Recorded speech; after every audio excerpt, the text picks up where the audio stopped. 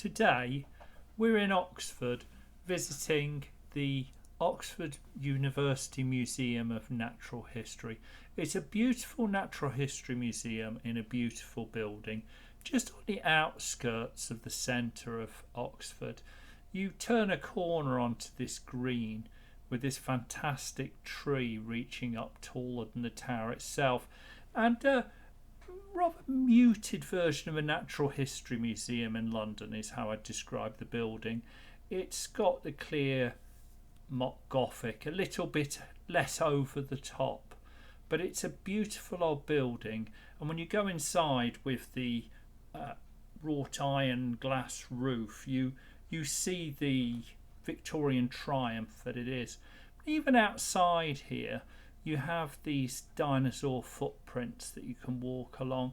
They're concrete casts of dinosaur footprints that were discovered dating back some 168 million years, and they work their way across the lawn in front of the museum. And as we reach the end of them, we turn towards the museum door, and by the door is a small plinth, and on this monument is inscribed that Charles Darwin debated here. This has been an outstanding museum of natural history for nearly 2 centuries and is really well worth visit. It's less modern than the Cambridge Museum of Zoology, much more digestible than the Natural History Museum we visited a few weeks ago, which is a magnificent museum, but it's hard to deny that it's quite hard work to see the whole museum due to just the weight of its collection. Entering the museum, you have 4 rows of display cases and exhibits that run the length of the museum, and an arcade around the side with the shop and various collections.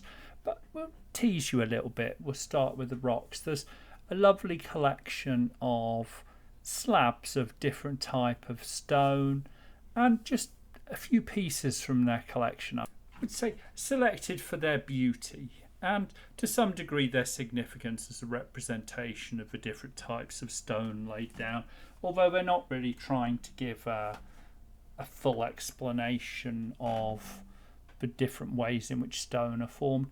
Turning in, you can see there's some beautiful dinosaur casts here. Really fascinating pieces. And there's something about seeing them under this Victorian glass roof, which I think is so airy and spacious. You often see them displayed under either some concrete, ultra-modern glass, like if you ever get the chance to go to Dallas to the Ross Perot Museum of Natural History, or even if you go to the Victorian collection in the Natural History Museum in London. Magnificent, but it's quite dark in there, whereas here it's just so light and breezy and you can see all the displays around the side. Beautiful cabinets here. All the way round they have busts and statues of some of the great thinkers of history, from the likes of Galileo and Plato to Boyle and Stevenson, really covering all aspects of science and thought, really. It's beautiful stuffed birds here, and again more stones. There is good explanations. You certainly can learn a lot if you sit and look at each of the display cabinets with the explanations, but just trying to soak it up today, the feel of how much there is to see. I know I've been here 3 times and this is probably my 4th visit, I think. And you see things here like this beautiful Triceratops, and it's a specific type, and there's an explanation of the type and a bit about the variation of them. I think as the school goes, it's one of the most striking Triceratops I've seen. Now here in the centre are cabinets of aquatic animals like plesiosaurs, and they're beautiful and just impossible to film with the reflection. So perhaps the reason museums today don't have that wonderful glass roof that I was praising, is it makes it quite hard to see the actual contents with all the inflections. But beautifully presented on a bluish grey clay. Really brings it out in a very punchy way. And I loved looking at them. Unfortunately, really doesn't like being photographed.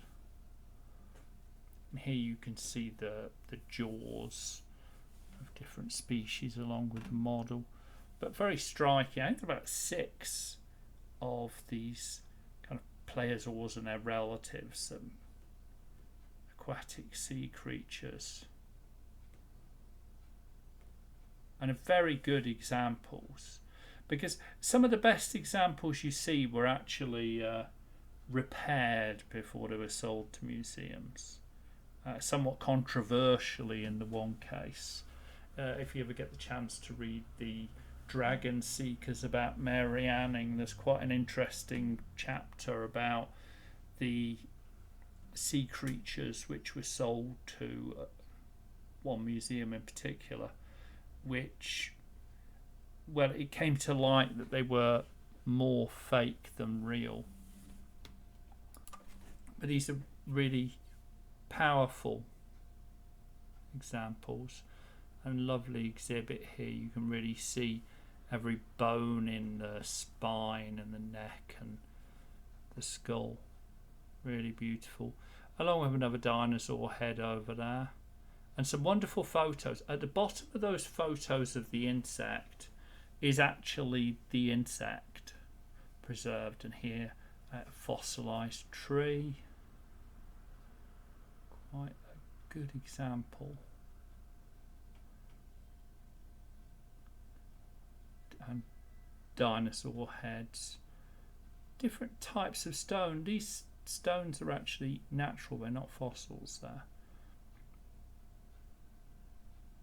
I like the recreation there of the skull to the right. Gives you an interesting idea of how different the skull looks with the flesh on. And there's all sorts of random items here, like in the background is a 3-dimensional topographic model of the Valley of Chamonix in France, showing the way that the rivers flow through it, just sitting cheek by jowl with pieces of beautiful stone, all of which give you a very good feel for the different looks. There's a beautiful cube of stone that looks like it's fossils, but it's actually entirely a natural product of the way the rock was made. More skulls. Certainly if you're in Oxford and you like dinosaurs, there's a great museum to visit. It's free of charge. It's got a reasonable shop, and it's a really fun day out, or even just for a short while if you want to enjoy some of the skeletons and fossils. Skeletons are a bit cramped in when I visited today. They normally take up the whole length of the 4th of these corridors, but unfortunately they were squeezed into a corner. Fascinating block of iron pyrites, fool's gold, certainly biggest one I remember seeing.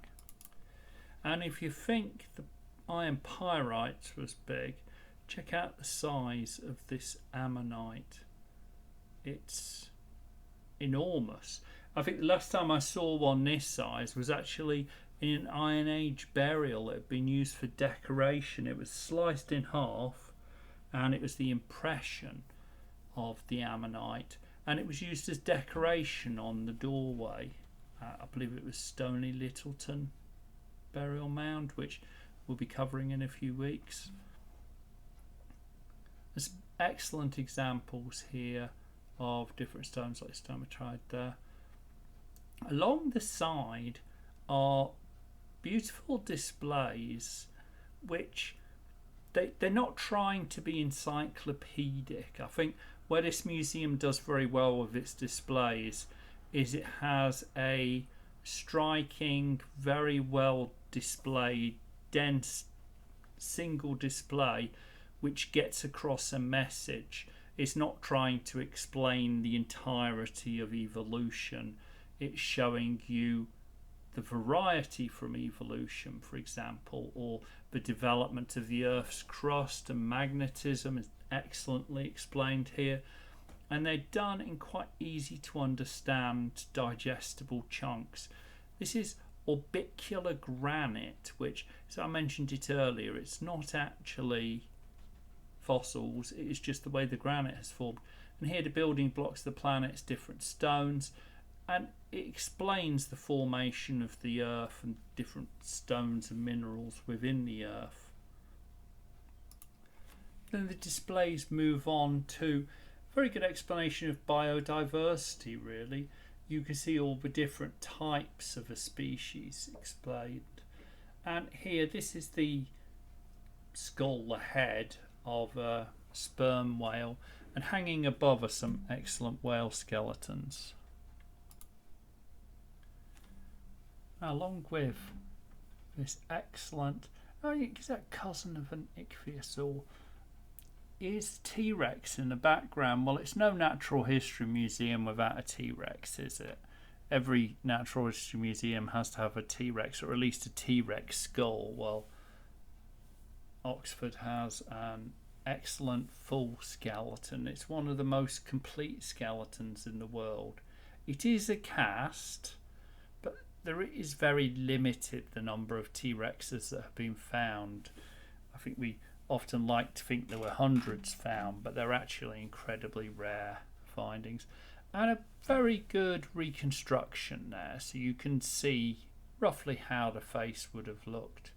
And hiding behind T-Rex's tail is a statue of Albert, the consort to Queen Victoria, who was very important and instrumental in a lot of Victorian museums and academic learning. He got quite heavily involved, so he gets a statue in a lot of them. Back here, some excellent dinosaur skeletons. Very bird-like. Looks like an emu. Rather than a giant ostrich. Here's a mammoth, which is not a woolly mammoth, it's a mastodon. It's a one of the ancestors of the elephants, but you can see those giant curved tusks there. The next few displays might not be as eye-catching as the dinosaurs, but here the first one covers skin, different types of skin and surface for animals that have evolved. Here there's an excellent explanation of different types of shellfish and genus. There's 3 covered there. And here these beautiful balls covered in really excellent examples of butterflies, but all by colour. So again, it's explaining the use of colour in terms of camouflage and attraction, signalling, and you can see really the great variety of colour. There's a few bugs in there as well, you probably spotted, not just butterflies. And here, well, that crab in the middle is real. It's not a model. It's been in the museum for over 100 years, and it's just a wheel of related species. Everything from tiny little bugs to langoustines to the sort of crab you might have on your dinner plate to the ginormous Japanese spider crab, which I'll certainly run if I see that, along with the stag beetle there, and all sorts of different examples, just beautifully displayed. And I think I said earlier, where this museum really does well is it picks one subject and it creates a very punchy, memorable display which is artistically and scientifically interesting. They capture animal diversity in one cabinet, and the evolution of life, the different types of species, how many there are, when they've evolved. It's an entire timeline of biodiversity captured in a 6 foot by 6 foot display.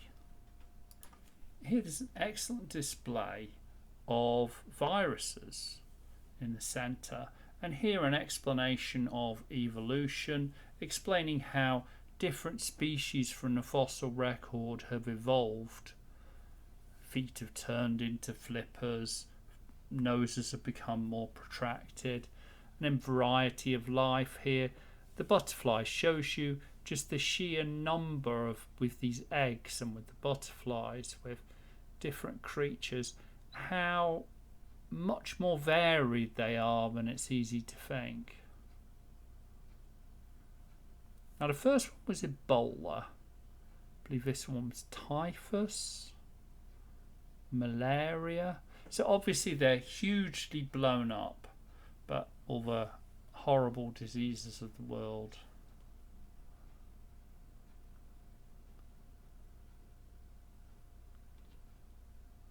Some excellent taxidermy.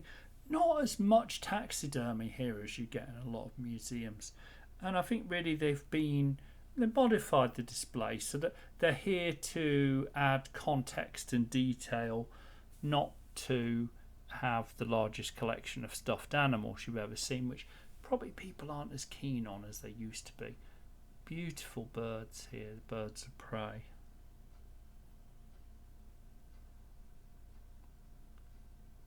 Some fascinating examples of preserved creatures.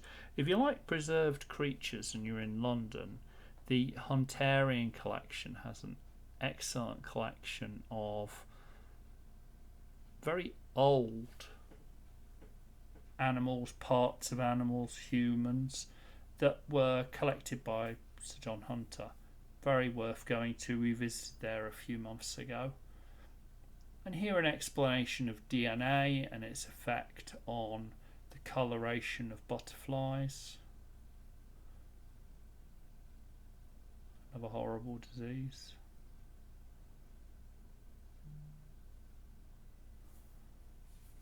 It's quite fascinating seeing these at such a large scale. This is COVID-19, so you can see the spike proteins on the surface. Certainly a better explanation of it, looking at it in this hugely exploded form, than all of the discussions on TV. And here is viruses that kill viruses. Zika virus, bacteriophagus.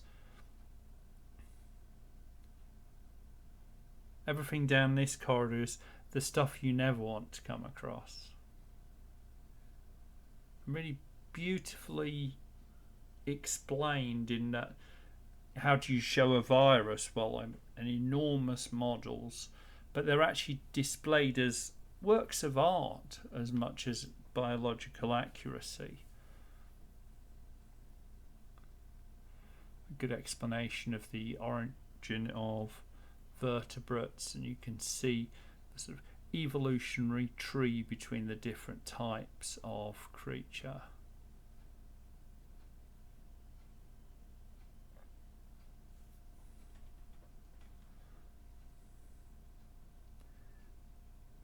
And variations on a theme in terms of hands, flippers, arms, wings. Some very good skeleton examples. And evolution within plants here. Really gorgeous collection. It's a beautiful alternative to reading a biology textbook, which frankly I'm far more likely to revisit this and stroll around these displays than to read a textbook. The third of the rows covers a lot of the more modern creatures in terms of skeletons and beautifully preserved examples there. Here you have a number of different types of crocodilian that have evolved over the years. And you can see a lot have been bunched down the bottom. Beautiful albatross there on the left. And here this octagon explaining the different portions of dinosaurs and how we've learnt about their evolution and made assumptions about how they looked and their skin, because there is actually fossils of the skin, so we can extrapolate that onto some other examples. Along with still living examples, you have the mosasaur jaw there next to a red-eared terrapin, which you can still get today. A very good explanation of reptilian evolution. And obviously from gliding lizards like this one through to birds.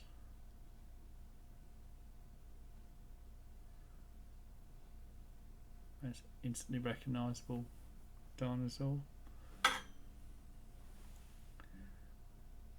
There's very good examples of fish. I think my favourite fish in the museum is actually the giant tuna, which is enormous. And when it was brought back to Britain, it was on a ship in a box. People decided that it was actually a body and it had brought bad luck, and they had to actually tear open the box to prove to the crew that they weren't bringing them bad fortune. Here at an excellent collection of elks, horse, rhino, elephant. There's a beautiful giraffe at the back there, along with a selection of tropical creatures like sloths and different types of monkey and parrot. Fortunately, there's a problem with the roof in this corner at the moment, so they were all squeezed back into this corner and you weren't able to access it. But normally you can actually walk through here and see the different types of deer, bison, buffalo. Fascinating big creatures that we'd all like to see in the wild. Now here's some examples of turtles. There's a giant tortoise, beautifully preserved.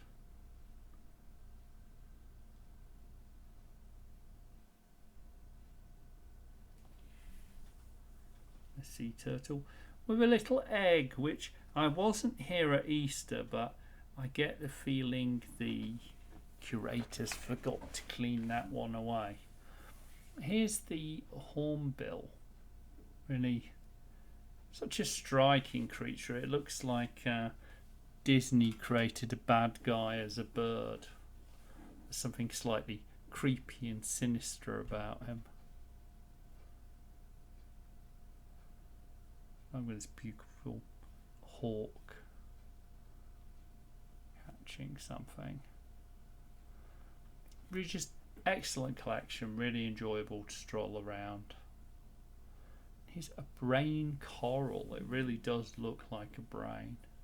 I'm going to stroll briefly round the outside corridor. Again, very large collection. Gives some good explanation of different aspects of natural world. I'm not going to go through every cabinet. There's quite a lot, and really if you want to enjoy this you have to come. This is just to give you a taster really and give you a good feel of it. Here's a beautiful moving model of DNA or molecular structure. Actually it reminds me of Big Bang Theory, if you've ever seen the episode where Sheldon's model falls over. Very difficult to really do these justice, but some excellent fossils in these cabinets and slices of rock containing remnants of life.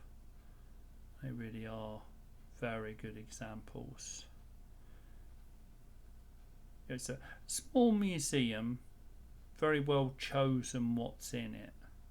Certainly if you were studying GCSE or A level biology or even geography, well worth a visit for the material on biodiversity and evolution and some of the examples of how stones are formed and the Earth's core as well. Actually, I really enjoyed that display. Here's some beautiful urchins,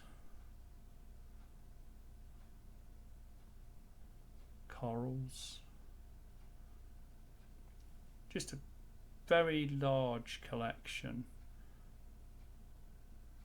And a Voyage of the Beagle, lovely model there. That's the Beagle, the ship that carried Charles Darwin around the world.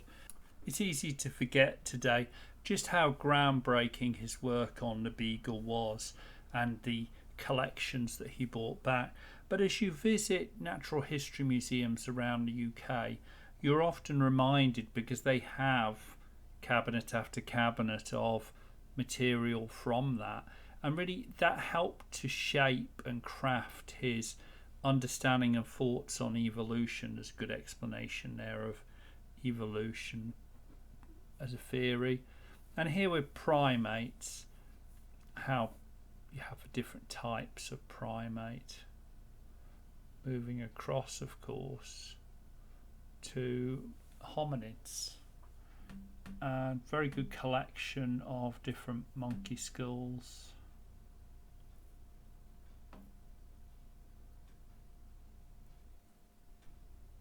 And you can see how they differ by different regions and types of species, through to the great apes.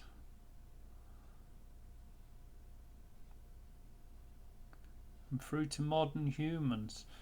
And a decent collection of skulls and casts of skulls of particularly important ones. There, unfortunately, I didn't dwell on it. That's the Red Lady. It's one of the oldest